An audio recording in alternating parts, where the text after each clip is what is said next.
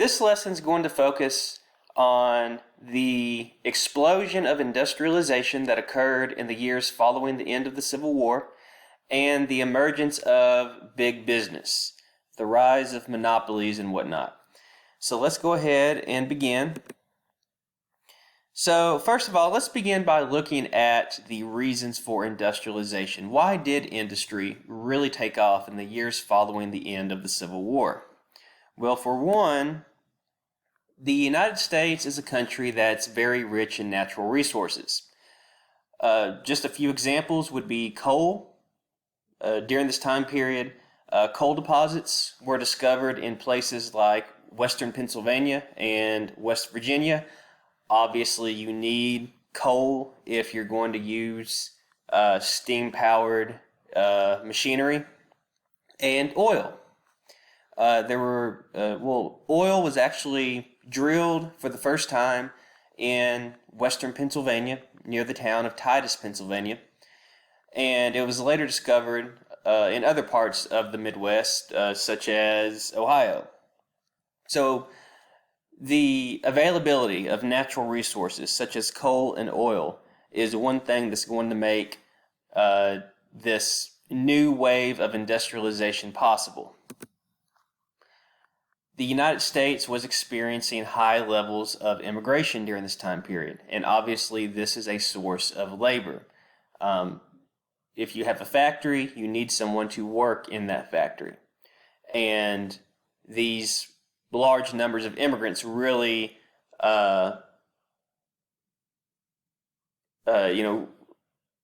really serve that purpose of providing a workforce. During this time period, there's an expansion of railroads, and this is going to allow people to sell products on a national market.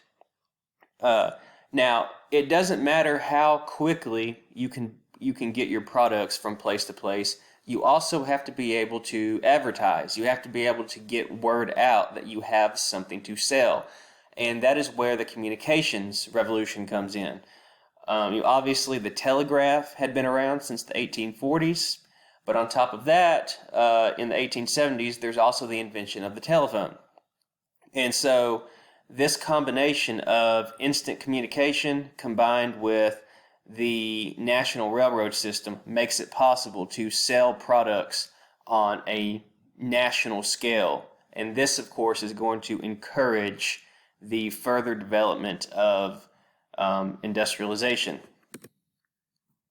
And finally, industrialization was receiving government support in the form of laissez-faire economics. And if you don't remember this from last semester, laissez-faire means that the government is essentially taking a hands-off approach when it comes to the economy. The government is not the government is essentially not interfering in the economy. It's allowing business owners to run their business as they see fit, allowing business owners to set their prices as high or as low as they want, to set their wages as high or as low as they want, and also through tariffs. Now, tariffs, you should remember, are taxes on imported goods. Now, when you have two products for sale in the United States, one was made in Great Britain, one was made in the United States. If there is a tariff on the British good, that means that it is going to be more expensive than the American-made good. So this is going to encourage people to buy American-made goods, and this is obviously going to help industrialization. It's going to encourage people to build factories here in the United States.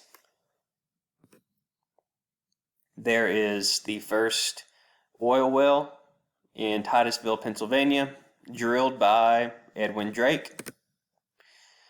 Now, let's take a look at some of the new inventions that were coming out during this time period. Obviously, when you have all this industrialization that's taking place, it's going to produce new products. One is the Bessemer process, and this was actually invented in Great Britain. It's named after its inventor, Henry Bessemer, but it was brought to the United States by a man named Andrew Carnegie, who we will talk about here shortly. And this made it possible to mass produce steel. Steel is a very sturdy form of metal, but it's very difficult to produce. But the Bessemer process provided a way to produce it on a large scale in a short amount of time. Just to give you an idea, prior to the Bessemer process, it took about 2 weeks to produce a rail of steel. After the Bessemer process, that rail of steel could be produced in 15 minutes. So this is going to make it possible to produce steel on a large scale and make it possible to build taller buildings. We start to see the first skyscrapers during this time period because now we can construct steel-framed buildings. In 1876, the telephone is invented. It was invented by a man named Alexander Graham Bell, who you see there with the original telephone. You wouldn't look at that now and immediately identify that as a telephone, but that's what you're looking at. But this obviously is going to increase the speed of communication. Prior to this, the closest thing that Americans had to instant communication was the telegraph. And make no mistake, when the telegraph was invented, this was a huge step forward. You could send a message from the Atlantic Ocean and someone receive it on the Pacific Ocean in about 8 minutes. But now you can actually talk to someone who is hundreds, maybe thousands of miles away and actually hear their voice. You don't have to transcribe their message or any of that nonsense. The last new piece of technology I want to talk about is the light bulb, which was perfected by Thomas Edison. I think we all know this, or we all associate his name with the light bulb. He actually did not invent the light bulb. He simply created a light bulb that was a practical source of light. There was actually another man who just a year before Edison developed a light bulb that would burn up to 13 hours. Obviously, if your light bulb is only going to burn for 13 hours, then it's not going to last you very long. Edison managed to develop a light bulb that would burn for first several hundred hours and later several thousand hours. So Edison is the one that takes the light bulb and turns it into a practical source of light. And of course, when you have a reliable source of light, then you can work longer, you can extend work hours. Now let's talk about big business. So first of all, we need to talk about corporations. What exactly is a corporation? Well, a corporation is essentially just a large company. It is owned by several people, sometimes hundreds of people, that are called stockholders or shareholders. And it is treated like a single individual. This company pays taxes. This company can be sued. If you were to slip and fall in Walmart, you would not sue the janitor who did not clean up the mess. You would sue Walmart. That's just one example. And they are very difficult to compete with. So if you were to own a local grocery store and Walmart were to come to town, Walmart is probably going to run you out of business because Walmart controls more wealth. Walmart can deal with economic downturns much easier than your local grocery store could. Just think about the economic hardships that have been brought on by COVID.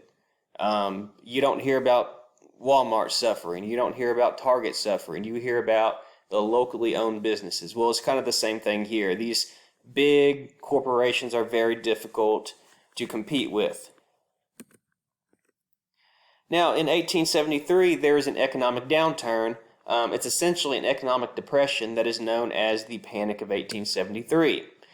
And many of these corporations took advantage of this panic and started to buy out the smaller companies. Sometimes these companies would drop their prices, and in response, these smaller companies would drop their prices, and of course the smaller company would go out of business first. In other cases, smaller companies would consolidate with corporations. This means that they simply sold their company to a corporation, and their company went from being a privately owned store to just part of this larger business. Now, when these corporations started to take over, large portions of a certain industry, this is what we refer to as big business. These huge companies. Now, let's talk about the men who owned and operated these big businesses. And we call them sometimes captains of industry. Think about the captain of a ship. The captain's job is to safely guide his ship from one port to the next.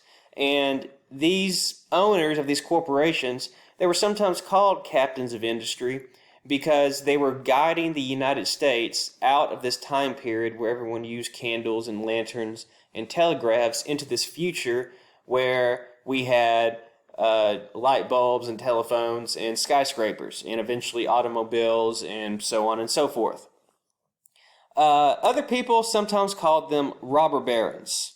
Why the name robber baron? Well, basically, they did sometimes abuse their workers. There's no labor laws at this point in time. You can work your laborers as long as you want. You can pay them as little as you want.